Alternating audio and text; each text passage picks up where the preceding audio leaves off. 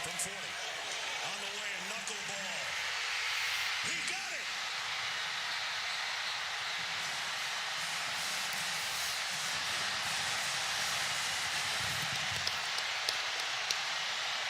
And here they come.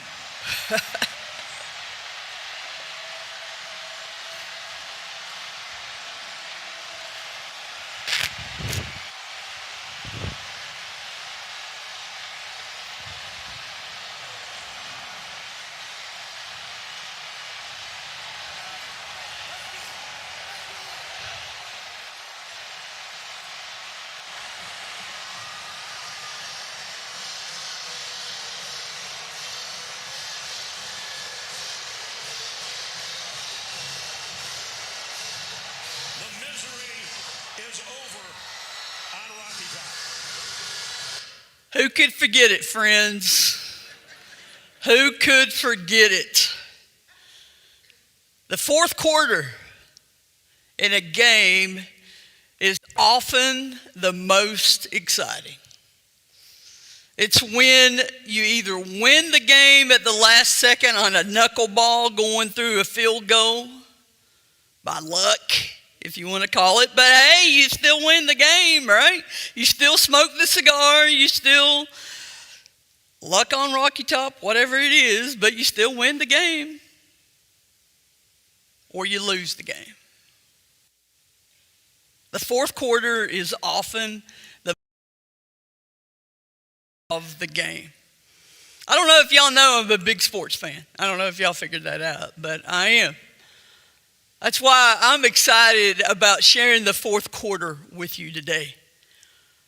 And for the past weeks, we've looked at the 3 quarters of life. We started talking about the birth through the age of 22, laying the foundation of life. We talked about the second quarter. Who was in the second quarter? Anybody 22 through 45 in here? Playing to your strengths, getting ready to play to your strengths. Anybody? Oh, come on now. Y'all got to be honest. Who's in the 45 now? Y'all got to be honest about this, because we're going to be honest about who's in the fourth quarter in a minute. Who's in the third quarter adjusting to the game plan? You got to give up the third quarter now. Me and Scott, we were honest about that last week. All right. We come to the fourth quarter. Are they able to stand this morning to celebrate the fourth quarter? Let's see it, man. Let's see the fourth quarter. Let's celebrate the fourth quarter this morning. Look at that. Look at that. They're even able to stand on their feet this morning. Look at that. Amen. We're even able to stand on their feet. You've made it to the 70 plus. You've made it. And guess what? You want to finish well. Isn't that the goal? You don't want to just finish. Just like the Survivor. You don't want to just finish on Survivor. You want to finish well. You don't want to just outlast and outwit. You want to finish well. 2 Timothy that Mitzi read just a minute ago, Paul says this. Read this with me. I have fought the good fight. I have finished the race, and I have kept the faith. From now on, there is reserved for me the crown of righteousness, which the Lord, the righteous judge, will give to me on that day, and not only to me, but to all who have longed for his appearing. See, Paul gives us a picture here of maybe an athletic stadium, maybe even like a gladiator event. And he says 3 things in this passage. He says, I have fought the good fight. He says there's this deep satisfaction in knowing that he has done his best. And isn't that what we want? This deep satisfaction in knowing that we've done our best in life. Not that we've just called it in. Not that we've just sat there and let life just pass us by. but that we've done our best, that we've tried our hardest, that we have fought the good fight. What's the second thing? That we have finished the race. Not that we've started the race, but we've what? We've finished the race. Can I confess to you something? It is easy to start a good habit, right? I started a good habit in the first of the year. I started going to the gym. I started working out in the mornings. I saw some of you at the new Planet Fitness, and it was so good to see some friendly faces. I was working out. Yeah. It was so good to start a new habit. I felt so good. And then school started, and guess what? Y'all haven't seen me at the gym. I haven't been there in about 3 weeks. I've been sitting in the office doing my schoolwork in the morning. I haven't been to the gym in about 3 weeks. It's easy to start the race, but it's hard to finish. And Paul says he has finished the race. It's hard to have staying power, but there is deep satisfaction when we reach that goal, right? Paul says he has not only started the race, but he's what? He's finished the race. Friends, Paul is talking to us in finishing the race and finishing well. And that's what this fourth quarter is all about. Finishing the race and finishing well. And then the third thing Paul says, most important, is that he's kept the faith. He's never lost confidence in the God that loved him, the God that he has served, the God that is his confidence and his hope. So I have fought the good fight. I have finished the race. I have kept the faith. There's a lot of people in our church that are in this fourth quarter, and that's all right. And there's some frustrations that go with this quarter, right? What would some of them be? Before we go to the next slide, y'all tell me, what would be some of the frustrations? Health. What would be another frustration? Before I tell you what the internet said. What? Pain. Finances. Loss, ability, losing your abilities. All right, my Google Assistant says this: physical limitations.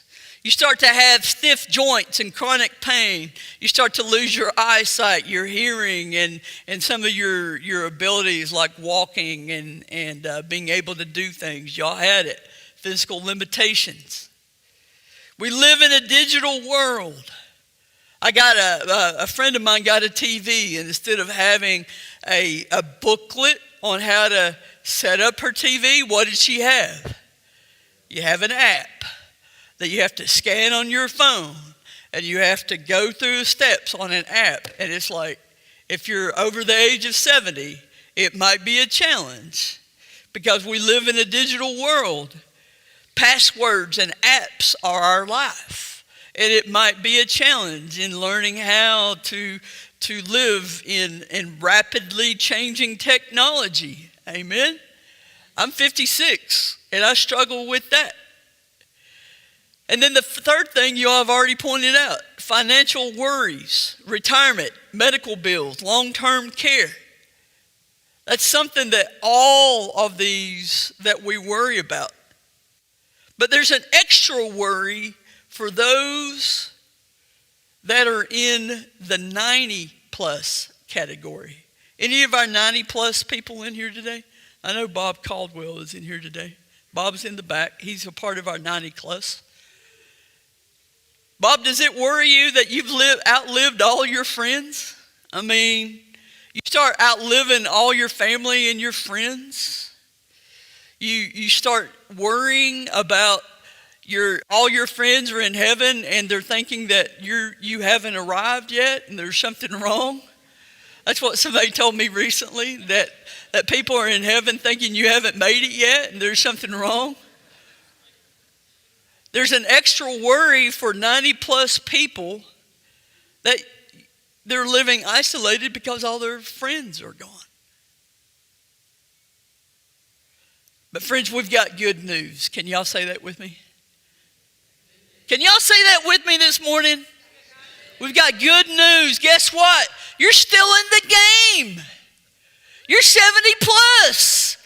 And you're still in the game. God never retires his people. You matter. You're 70 plus. You're in your fourth quarter, but you still matter to God. And guess what? Your story still matters. We need to hear your story. So share your faith and your experiences with your younger generations. In just a minute, you're going to hear from the 90 plus generation. And I'm telling you, friends, you are not going to forget this video. What you're getting ready to see in just a second. I had some of the best experiences in interviewing these 90 plus people, the 90 plus people, because of hearing their stories.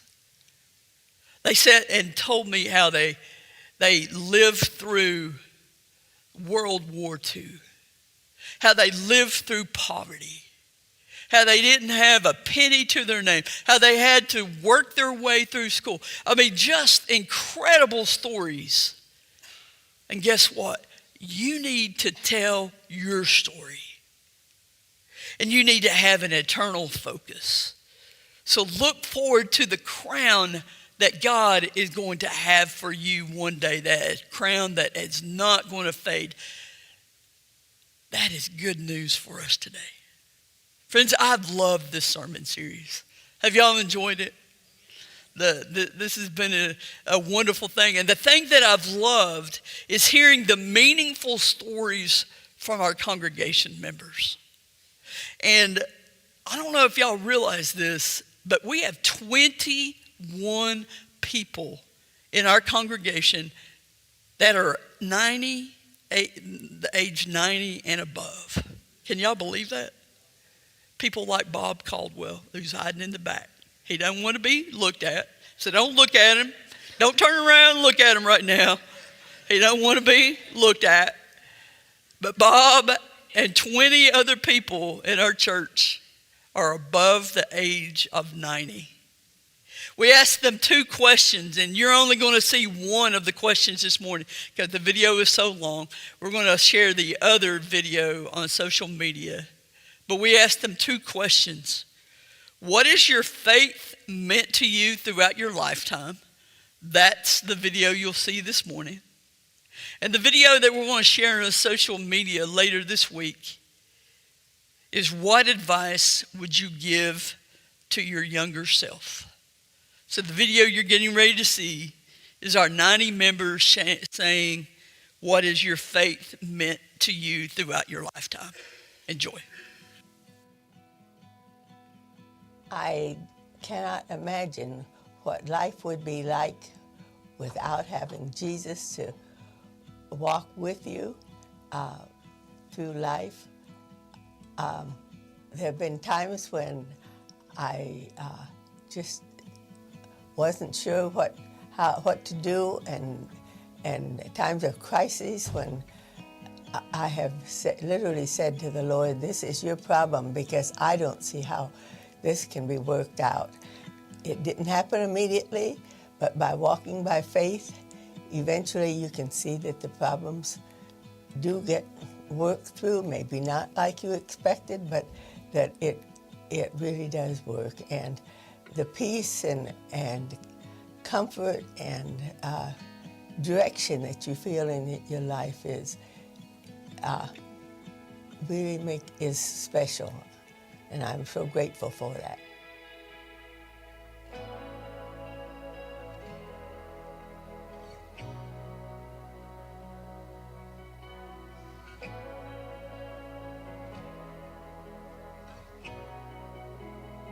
Everything, everything.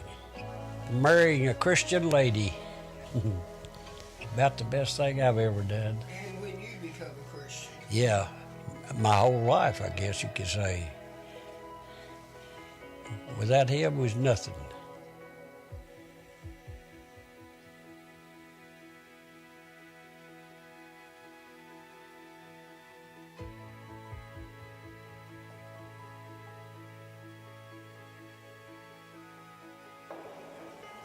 Information concerning faith is people. The people that you know, the people that you are acquainted with, and so forth, if they're affiliated with the church, then you've got a good background. But we never spend enough time referring to the scriptures. It's just something that never quite works in. But you remember the people, the significant people that you've run into down through the years through the church. I don't know what people do that do not have a church affiliate. It just boggles my mind.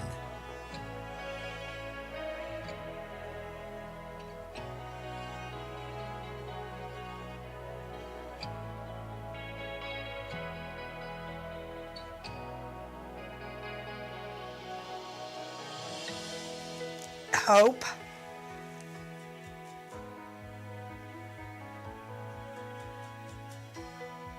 I believe I would say hope. During recent years, I've lost many loved ones, not only my parents, but my only sister, a wonderful wife of 60 years, and 2 beautiful grandchildren, many friends. I have this hope now that when I finish this 4th quarter, we'll all be together again.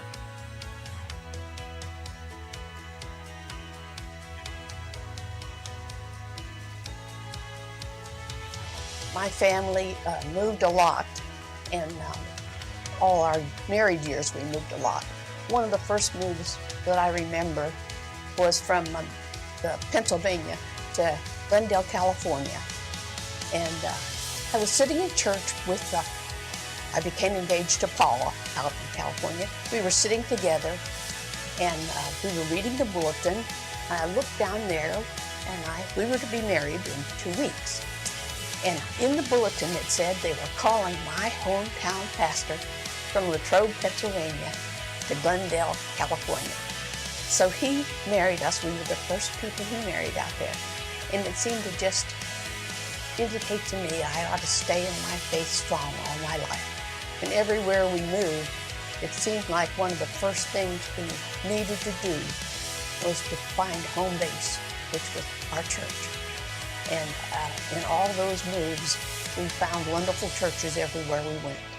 And now in my 90s, we came here about 13 years ago and joined Central United Methodist.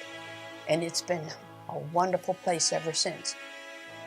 God truly has fed us at this place and continues to feed us, and I'm just so happy to be here.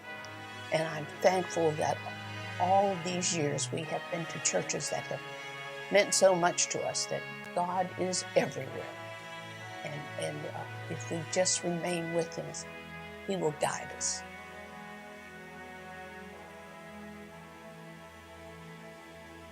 When I was 11, my family had just moved to Minneapolis, and I was a 5th grader, didn't know anybody, didn't know the neighborhood, was really depressed and lonesome. It was at Christmas time that we moved. And early in January, as I was starting the second half of 5th grade, my parents knew they also were looking for a church, and they heard an announcement there was an evangelist that was speaking at one of the big downtown Baptist churches, and they wanted to hear him. So we went down there on, I believe, a Tuesday night and listened to him. This church was huge, but it was crowded, filled up. And this young preacher, young evangelist out of Chicago, was very, very dynamic, and my heart was really taken by him. And but he had an altar call, and I did not feel, as an 11-year-old, comfortable in going down. But when I got home that night, I was very convicted. Called my dad, who was in the next bedroom, and he came in, and we had a conversation, and he asked me to get down on my hands and on my knees, and he led me in a prayer, and I accepted Christ as my Savior that night as an 11-year-old. I got a very specific incident when it happened, and I tell that story because of the ending on it. I often will ask people, do they know anybody that became famous after they became acquainted with them? And they'll get people thinking.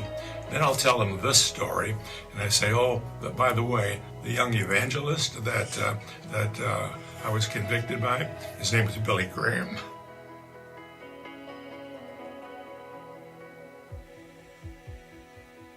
I think my faith has meant peace of mind, know that God is with me during good times and bad times. I've been blessed with a good family, a wife that's put up with me for 72 years, a loving church family. I've been a blessed man.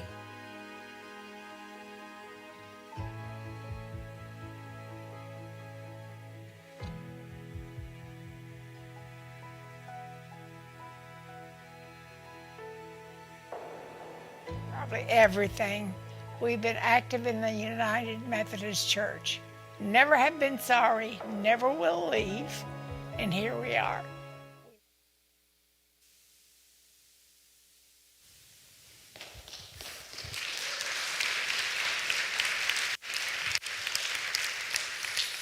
Friends, aren't those wonderful words?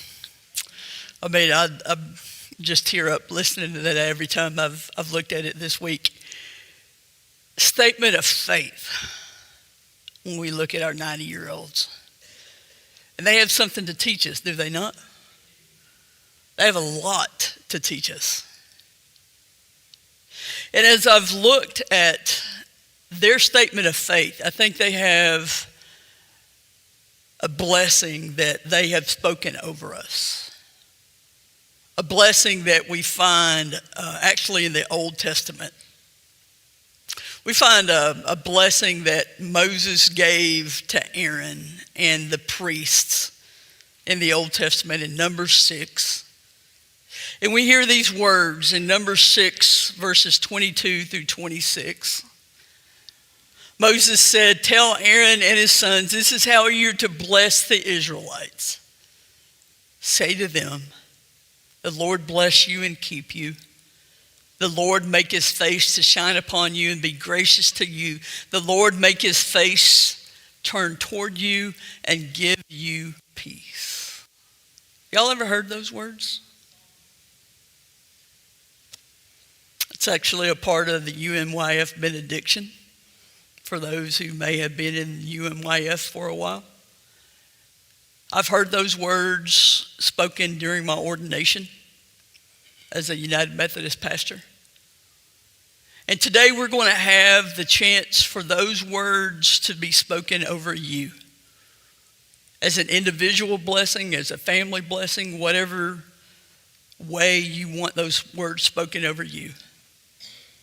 They're going to be sung in a song that Chris is going to lead us through.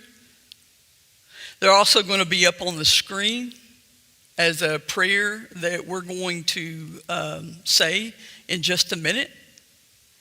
But as the band leads us in the last song that this prayer is based on, you're going to have a chance to come up and get a response card that this prayer is written on. And this card is going to be something that you can take home. You can nail it on your glass in your bathroom. I wouldn't say that. You can tape it on your glass in your bathroom. You can put it in your car. You can put it in your wallet. Put it where you're going to see it, on your refrigerator, on a magnet, whatever you're going to do. I'm going to put it on my desk so that every time I go to my computer, I'm going to find it right there. But I'm going to ask that we go to the next slide and that we say these words together before we go to the last song. The Lord bless you and keep you. The Lord make his face to shine on you and be gracious to you. The Lord turn his face toward you and give you peace. I'm going to invite the altar prayer ministry team to get in place. They will be in place if you want someone to pray with you in the back. The band will lead us in the song called The Blessing. And you are invited to stand, to sit, whatever is comfortable for you this morning as you hear these words. You are invited to come and to grab one of the cards here at the front on the altar to take as you wish. But may you hear these words in this song as God speaks of blessing over